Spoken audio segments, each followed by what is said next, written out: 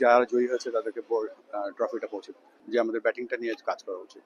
26-এর যে বিশ্বকাপ আছে তার একটা ভালো প্রস্তুতি হয়েছে। আর প্রথমে খারাপ লাগছিল যে এই ম্যাচটা আমাদের খেলা কথা।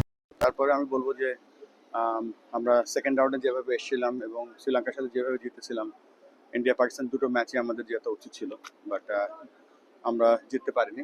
বাট আফসোস নেই, there is always a next match on, but I'm proud of with the performance of our players. এখানে কিছু ব্যাপার আছে যেগুলো হয়তো প্রেসের সামনে বলা যাবে না, তবে এখানে ইন্ডিয়া চ্যাম্পিয়ন হয়েছে, পাকিস্তান রানার্স আপ হয়েছে। তো একটা দল তারা প্রেজেন্টেশন পার্টিতে আসতে একটু দেরি করছিল, পরবর্তীতে একটা আন্ডারস্ট্যান্ডিং হয়েছে, তারা হয়তো তারা চ্যাম্পিয়ন্স ট্রফি নিতে চায়নি।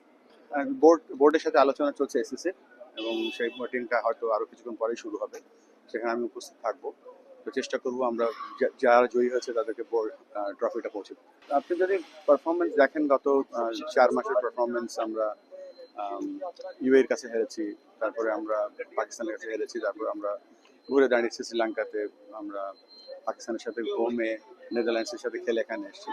তবে এটা আমি মনে করি যে আমাদের এখানে আয়ারল্যান্ড আফগানিস্তানের সাথে সিরিজ আছে, আমাদের সবকিছু মিলিয়ে 26-এর যে বিশ্বকাপ আছে তার একটা ভালো প্রস্তুতি হয়েছে। আর এটাও আমাদের জানা উচিত যে আমরা যেন কিছু কিছু মিস্টেক করছি, এই মিস্টেকগুলো যদি আমরা ওভারকাম না করি, আমরা ইমপ্রুভমেন্টের যে ধারা আছে সেটা ব্যাহত হবে।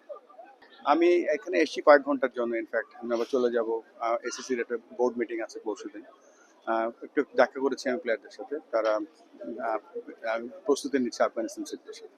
আমার কাছে মনে হচ্ছে এটা একটা ভালো সুযোগ ছিল আমাদের এই ট্রফিটা ফাইনাল খেলার, এবং সেই যোগ্যতাটাও ছিল আমাদের। তারপরেও আমাদের সামনের দিকে এগিয়ে যেতে হবে, দলটা নতুন, এবং নতুন দলটা প্রত্যেকদিনই উন্নত করছে। তবে এইমাত্র গৌতম গম্ভীর আমাকে একটা অ্যাডভাইস দিল যে আমাদের টিমের ব্যাটিংটা নিয়ে যেন একটু কাজ করতে হয়। আমিও তার সাথে একমত যে আমাদের ব্যাটিংটা নিয়ে কাজ করা উচিত।